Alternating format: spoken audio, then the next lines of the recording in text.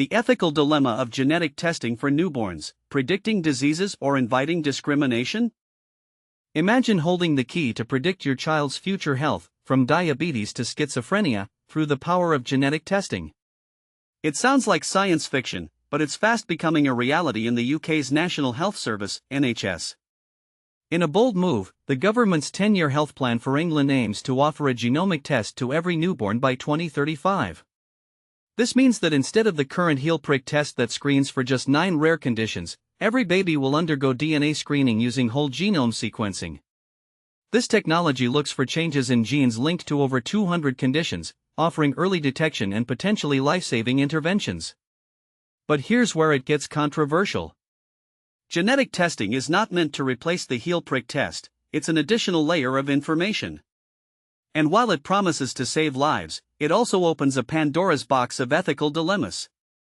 Think about this: the genetic test results could reveal a predisposition to diseases like Alzheimer's, but we don't yet have a cure. Do parents really want to know such information? And if they do, how will this knowledge impact their child's life? Let's break down the issues. First, there's incomplete penetrance, meaning some individuals may carry a genetic mutation without developing the associated condition. Then there's variable expressivity, which affects the severity of symptoms. Finally, the environment plays a crucial role in disease development. Could knowing your genetic risk lead to behavioral changes? The potential benefits are undeniable. Early detection can save lives and reduce suffering. But the ethical terrain is complex. Universal screening of babies' genomes raises questions about consent.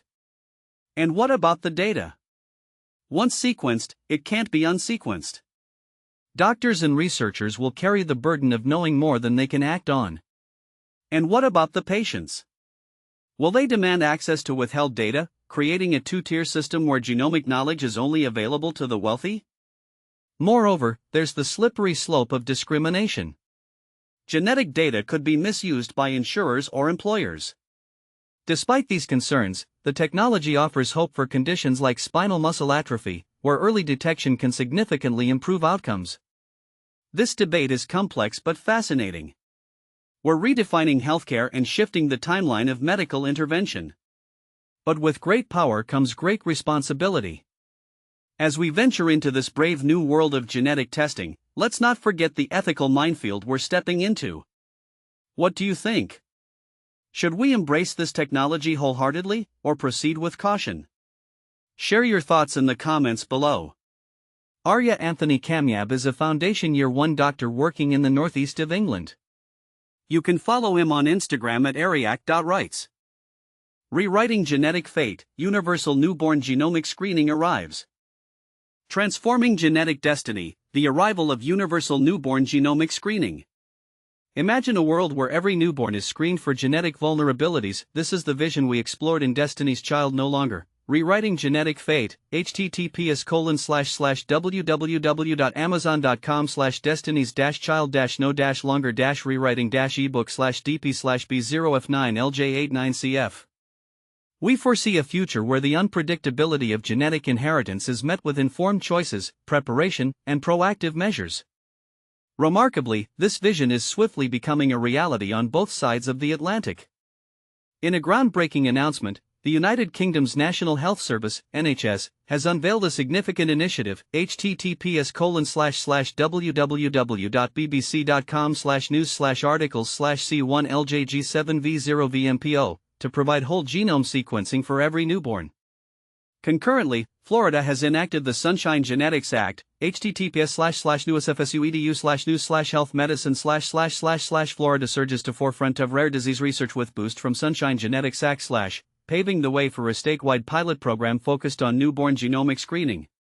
These advancements mark a pivotal shift in public health, poised to revolutionize the diagnosis, prevention, and treatment of rare diseases for generations to come. The UK's ambitious national rollout. Over the next decade, the NHS plans to offer comprehensive DNA analysis to every newborn in England. This initiative builds upon the success of the Generation Study, https://www.genomicsengland.co.uk/initiatives/newborns, which sequenced the genomes of 100,000 infants to screen for over 200 rare, treatable genetic conditions. The UK government has committed £650 million to this programme, aiming to transition from the current heel prick blood test, which only screens for 9 conditions, to a more advanced system capable of identifying hundreds of single gene disorders and complex disease risk factors. This program signifies a transformative shift for the NHS, moving from reactive care to a proactive, personalised healthcare model. By detecting disease risks at birth, the NHS aspires to alleviate the burden of illness and extend healthy lifespans. By 2030, every newborn in England will be eligible for whole genome sequencing, positioning the UK as a global leader in genomic medicine. This initiative sets a precedent for how large-scale, ethically responsible genetic screening can be integrated into national healthcare systems, benefiting future generations. Florida's Sunshine Genetics Act, a U.S. model emerges.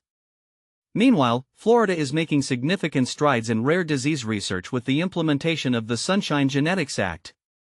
Signed into law in July 2025, this legislation initiates a 5-year pilot program to sequence the genomes of newborns across the state. The act allocates $3 million to the Sunshine Genetics pilot program and establishes the Florida Institute for Pediatric Rare Diseases at Florida State University, with additional funding from state and university sources. Importantly, the program ensures that participation is voluntary and contingent upon parental consent. The Sunshine Genetics Consortium, https://news.fiu.edu/2025/fiu-name-to-new-genomic-medicine-consortium, has been formed under this act, bringing together leading researchers, clinicians, and biotech innovators from Florida's top institutions. Their mission is to expedite diagnosis, develop new treatments, and eliminate the diagnostic journey faced by families dealing with one of the over 7,000 rare diseases affecting 30 million Americans. Implications and future directions. The initiatives in the UK and Florida represent a significant evolution in our approach to disease management, a shift we anticipated. Preliminary findings from various studies indicate that genome sequencing can uncover actionable conditions and diseases much earlier than traditional screening methods. This early detection allows for interventions that can significantly alter a child's life trajectory. However, this new approach is not without its challenges. Ethical concerns surrounding consent, privacy, and the risk of genetic discrimination must be carefully navigated. These issues require thoughtful oversight and consideration. Additionally, ensuring equitable access to these technologies is a global concern that will remain critical as new advancements emerge. Continuous research and public discourse will be vital to guarantee that the advantages of genomic medicine are accessible to all. Humanizing the science. Consider the poignant story of a family whose newborn was diagnosed with a rare metabolic disorder through genomic screening, well before any symptoms would have manifested. Thanks to early intervention, they were able to implement dietary changes that prevented irreversible neurological damage. Such stories are becoming increasingly common as these programs expand, highlighting the profound human impact of scientific advancements.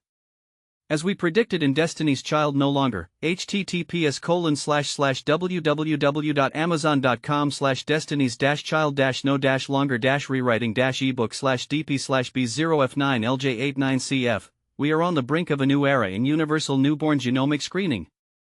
The UK and Florida are at the forefront of this movement, showcasing both the potential and the responsibilities that come with reshaping genetic destiny.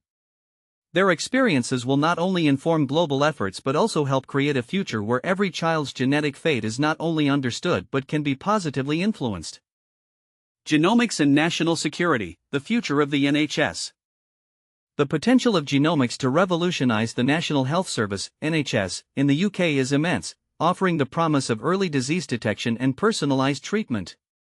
Under the NHS's 10-year plan, a groundbreaking initiative aims to sequence the genomes of every newborn in the country, a move that could mark one of the most significant advancements in public health in recent history.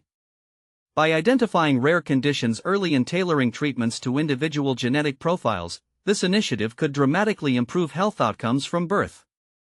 However, alongside its exciting possibilities, this project raises critical ethical and national security concerns. Key questions include: who will have access to this sensitive genetic data? Where will it be stored, and under what security measures? And which entities will be involved in its implementation? The UK government has taken a firm stance, ruling out the involvement of foreign-controlled companies, especially those linked to authoritarian regimes, in any aspect of the project. This includes roles in genome sequencing, data analysis, software development, cloud infrastructure, and research access. My work in Parliament, where I collaborate with organizations monitoring the influence of nations like China, Russia, and Iran, has heightened my awareness of the risks.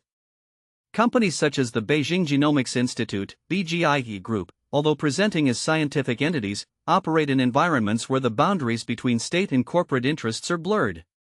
With BGI's main facilities now under the direct control of the Chinese government following the 2020 National Security Law, the prospect of foreign access to the genetic data of every British baby is profoundly unsettling.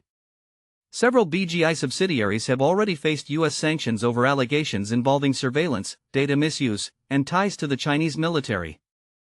It is clear that China views global genomic data as a strategic asset to be collected, analyzed, and potentially exploited.